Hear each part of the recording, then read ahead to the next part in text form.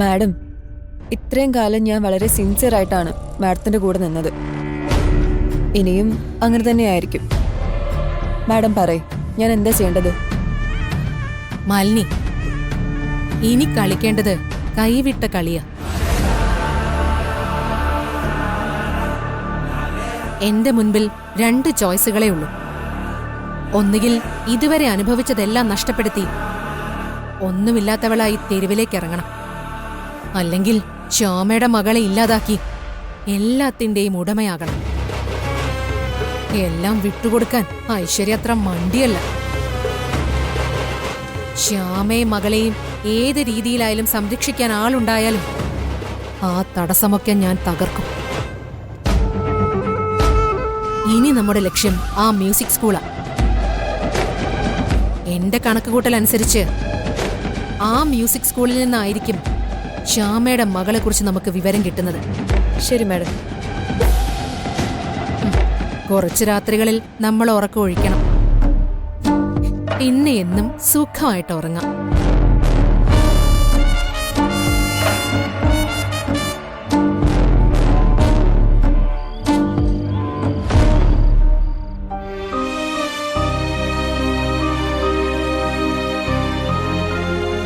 ഒരവസരം കിട്ടിയപ്പോൾ എല്ലാവരും കൂടെ എടുത്തങ്ങ് ഉപയോഗിച്ചു മുത്തശ്ശി. എനിക്കാണെങ്കിൽ പ്രത്യേകിച്ചൊന്നും പറയാനും പറ്റില്ല. സപ്താഹത്തിന്റെ ചടങ്ങുകൾ കാരണം ഞാനൊന്ന് അമ്പലത്തിൽ പോയതാ. ആ നേരം കൊണ്ട് ഇവിടെ എന്തൊക്കെയാ സംഭവിച്ചത്? രാധിക അവിടുന്ന് പോകാൻ പാടില്ല. അച്ഛനോട് മുത്തശ്ശി അത് പറയണം. നിന്റെ മനസ്സിലെ ആഗ്രഹം എനിക്ക് മനസ്സിലാവുന്നുണ്ട്. പക്ഷെ നിനക്കറിയാലോ നിന്റെ അച്ഛനെ. ഒരു തീരുമാനം എടുത്താല് അതീന്ന് പരമേശ്വരനെ മാറ്റാൻ ബുദ്ധിമുട്ടാണ്. അപ്പൊ രാധിക പോയിക്കോട്ടെ. ഇപ്പോ തൽക്കാലം വേറെ മാർഗമൊന്നുമില്ല. കുറച്ചു ദിവസം കൂടി കഴിയട്ടെ.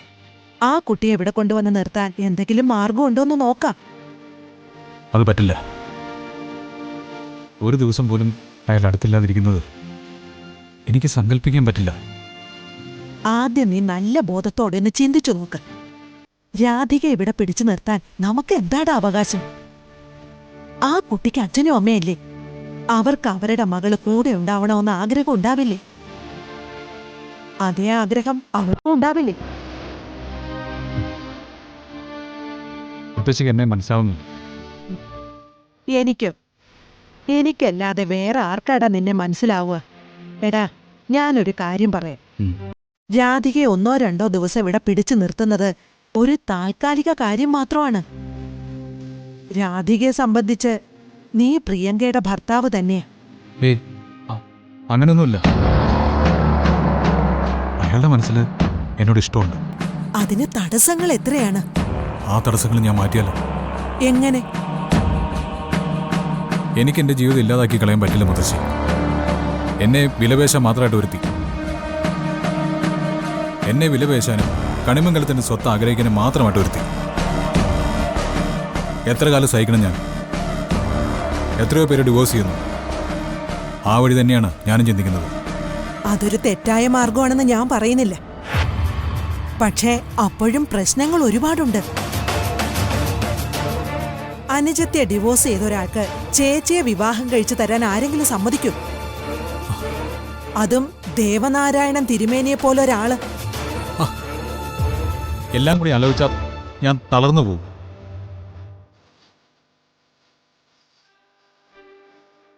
മുത്തശ്ശി, എന്റെ ജീവിതത്തിന് ഒരർത്ഥം ഉണ്ടാവണമെങ്കിൽ രാധിക എന്റെ കൂടെ ഉണ്ടായിരിക്കണം.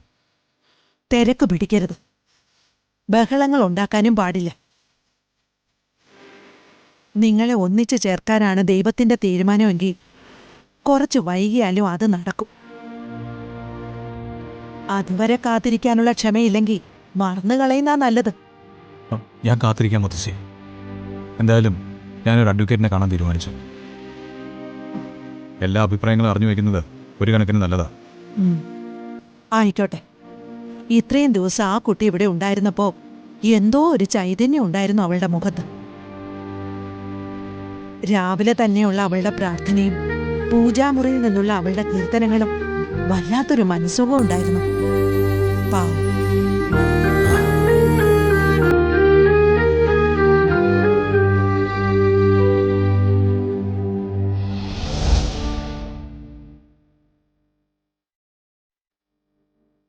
ഭഗവാനെ, അവസാനം എനിക്ക് അവിടുന്ന് ഇറങ്ങാനുള്ള ഉത്തരവ് വന്നു. എല്ലാവരുടെയും മുന്നിൽ ഞാനിപ്പോ ഒരു ചീത്ത പെൺകുട്ടിയാ. പോകാൻ മടിയുണ്ടായിട്ടല്ല, അല്ലെങ്കിൽ തന്നെ എനിക്കിവിടെ സ്ഥാനമൊന്നും ഇല്ലല്ലോ. പക്ഷെ വരുണിന് ആപത്തുണ്ട്. കൊല്ലാൻ മടിക്കാത്തവരാ ചുറ്റും. അത് മാത്രം ഒരു പേടി. എന്റെ കഴുത്തിൽ താലി കെട്ടിയ ആൾക്ക് വേണ്ടി എത്ര കഠിന വ്രതം എടുക്കാനും ഞാൻ തയ്യാറാ. വരുണിനെ കാത്തോളിന്.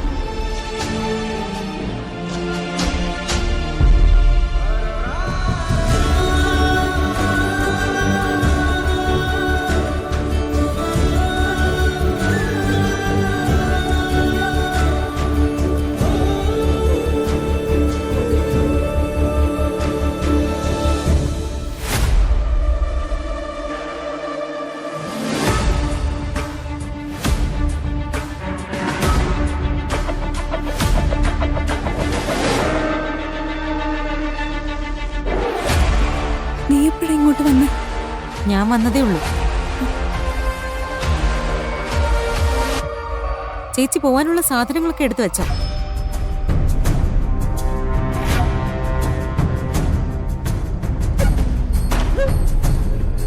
ചേച്ചി അന്ന് കാണിച്ചത് മോശമായി പോയി.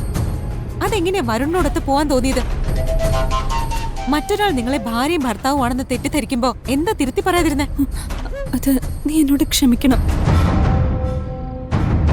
എനിക്കൊരു തെറ്റ് പറ്റിപ്പോയതാ.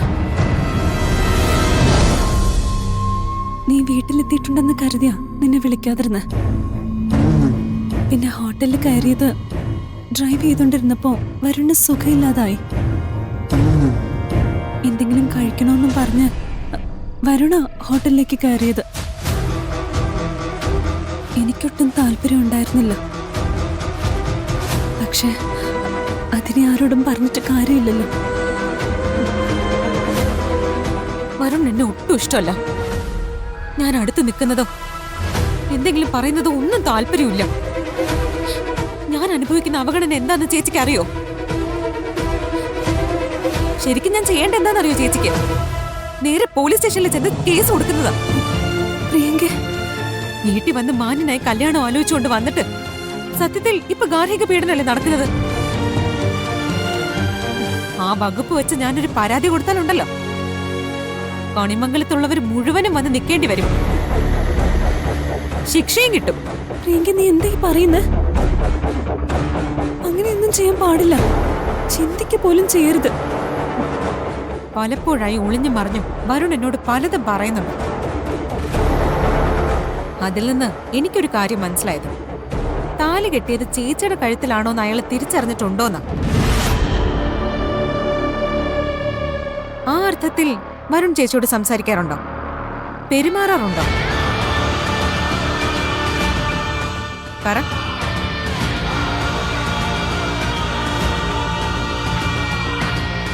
ഇല്ല, വരുൺ അങ്ങനെ ഒന്നും എന്നോട് പെരുമാറിയിട്ടില്ല. നിന്നെ സ്നേഹിക്കണമെന്ന് ഞാൻ വരുണിനോട് പറയാം. അമ്മയും അച്ഛനും എപ്പോഴും പറയാറില്ലേ, സ്വപ്നം കാണുന്ന കാര്യങ്ങളൊന്നും ജീവിതത്തിൽ അതേപടി നടക്കില്ല എന്ന്. വിവാഹക്കാരി അങ്ങനെ എപ്പോഴും. ചിലപ്പോ കുറച്ചു നാള് കഴിയുമ്പോ എല്ലാം ശരിയാവും. നീ സമാധാനിക്ക. ശരി, രാവിലെ തന്നെ പോവല്ലോ അല്ലേ? പൊക്കോളാം.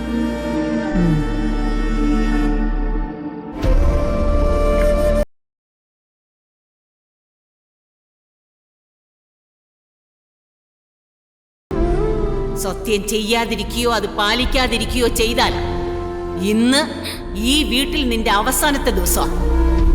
ഞാൻ അതിൽ ഒരു വിട്ടുവീഴ്ചയും ചെയ്യില്ല. സത്യം ചെയ്യടി.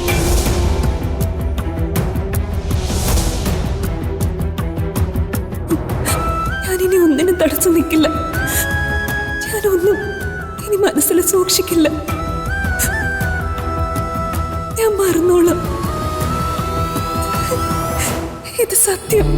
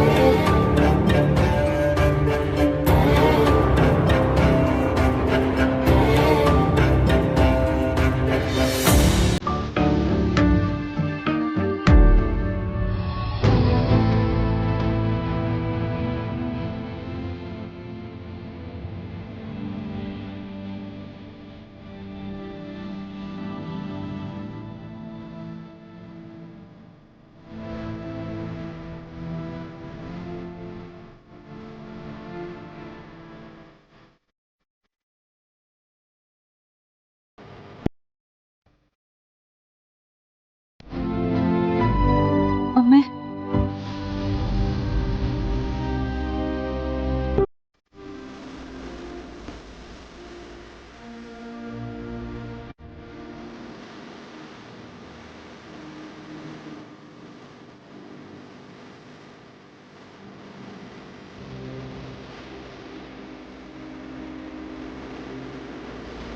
എല്ലാവരും എവിടെ അമ്മേ?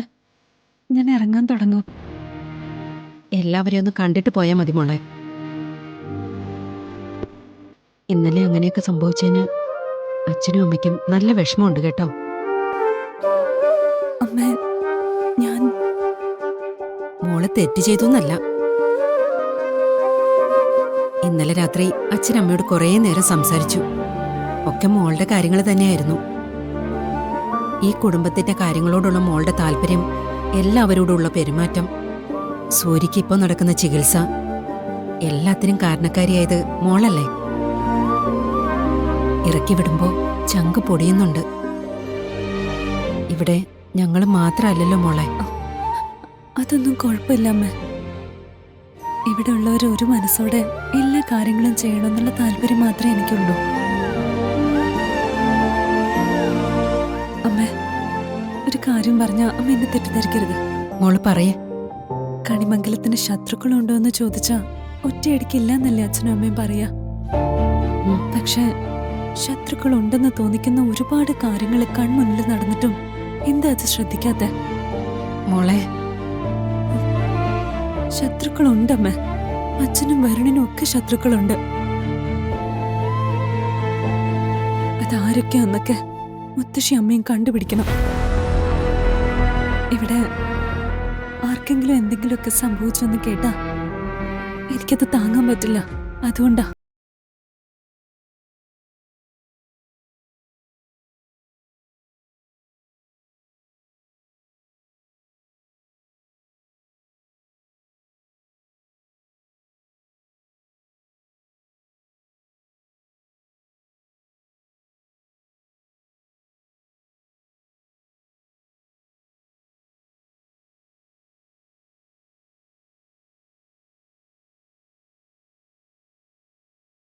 അന്വേഷണം പറയണേ മോളെ. പിന്നെ ഇപ്പൊ ഇവിടെ നിന്ന് ഇറങ്ങുമ്പോ ഇനി ഒരിക്കലും കണിമംഗലത്തേക്കില്ലെന്ന് ചിന്തിച്ചു കളയരുത്. ഇടയ്ക്ക് വരണം, അച്ഛനമ്മയും കാണണം കേട്ടോ.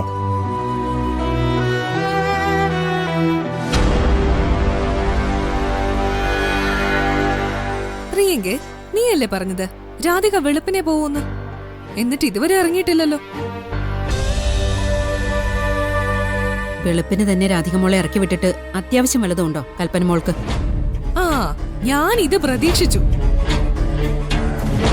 ഇന്നലെ നടന്നതൊക്കെ ഒറ്റ രാത്രി കൊണ്ട് മറന്നിട്ടുണ്ടാവുന്ന്. അത് തന്നെ ഇവിടെ നടന്നു.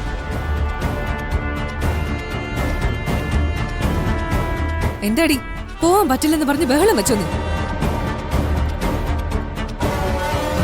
ഈ കുട്ടി പോകാൻ ഇറങ്ങിയതാണ്. ഇപ്പൊ ഇവിടെ കൽപ്പനയുടെ ആവേശത്തിന്റെ ഒരാവശ്യമില്ല.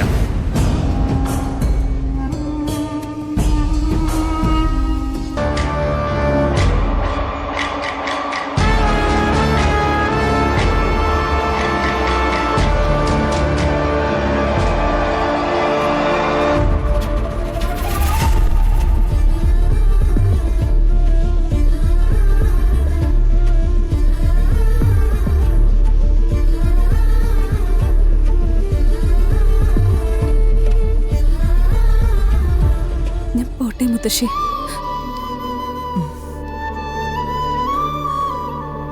എത്ര അടുത്ത ബന്ധമായാലും താൽക്കാലികമായി കുറച്ച് സമയം പിരിഞ്ഞിരിക്കേണ്ടി വരുമല്ലോ. അങ്ങനെ കരുതിയാ മതി.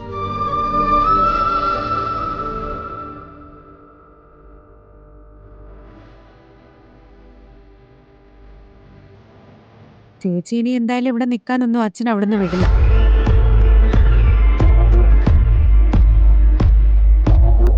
എന്താ അങ്ങനെ പറഞ്ഞു ഉറപ്പിച്ചിട്ടുണ്ടോ നീ? അങ്ങനെയല്ല, ചേച്ചി അത്രയ്ക്ക് ഇഷ്ടമല്ലേ അച്ഛന്.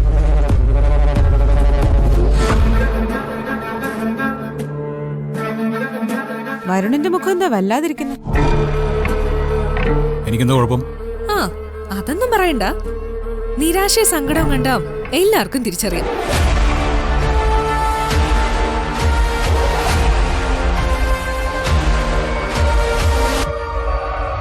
ഏട്ടത്തി പലപ്പോഴും വീട്ടിലേക്ക് ഇറങ്ങി പോകുമ്പോഴേ ഈ വീട്ടിലുള്ളവരുടെ മുഖത്തോ ഏട്ടന്റെ മുഖത്തോ യാതൊരു നിരാശയും ഏട്ടത്തി കാണാറില്ലല്ലോ. എന്തുകൊണ്ടാ?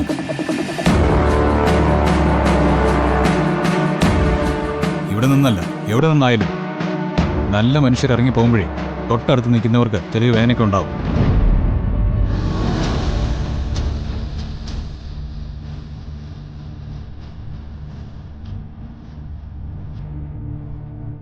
എങ്കിൽ പിന്നെ ഞാൻ ഇറങ്ങോ?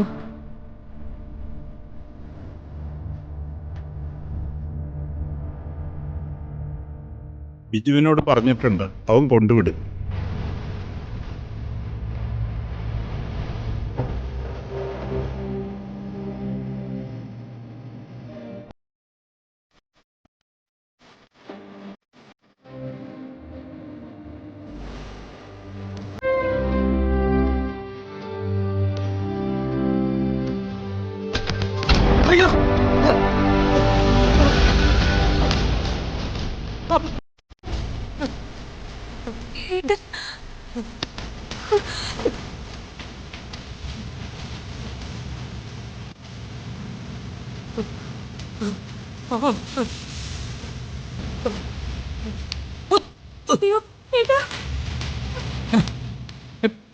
ഏട്ടാ ഏട്ടാ ഇതെന്താ കാണിച്ച?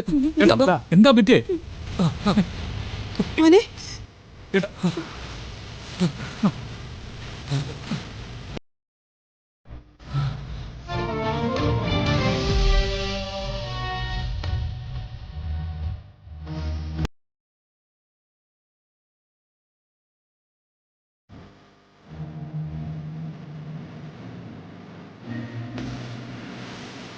എന്താ ഏട്ടാ പറ്റിയത്? ഏട്ടനെ എഴുന്നേൽക്കാനോ മറ്റോ ആരെങ്കിലും ഒന്നും വിളിക്കായിരുന്നില്ലേ?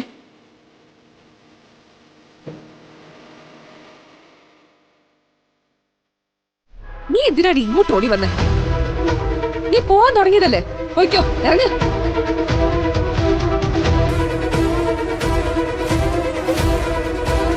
രാധിക പോവാണോ? അതെ ഏട്ടാ.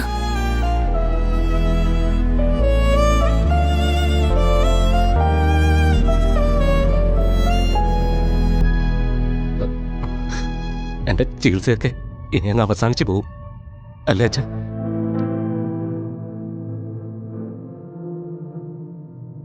എനിക്ക് ഇനി പഴയ പോലെ ഈ ഇരിപ്പനെ ഇരിക്കാം അല്ലേ?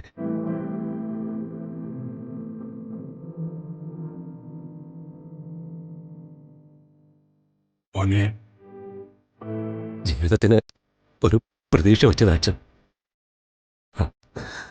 കൈയും കാലും അനങ്ങുന്നില്ലെങ്കിലും മനസ്സൊന്ന് ചലിച്ചു തുടങ്ങിയതാ.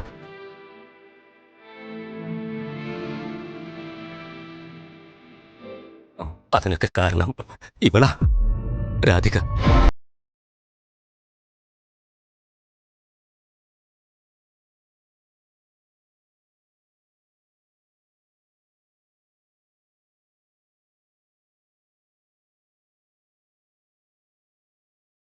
എന്താ ഇവൾക്ക് മാത്രമേ സൂര്യ നോക്കാൻ കഴിയുള്ളൂ? അല്ല, അവള് നോക്കിയാൽ മാത്രമേ ശരിയാവുള്ളൂ. ഇത്രയൊക്കെ പറയാനേ ഇവൾ ആരാ നിങ്ങളുടെ? ഇവളോ? ഒറ്റ വാക്കേ ഉള്ളൂ, എന്റെ ദൈവം.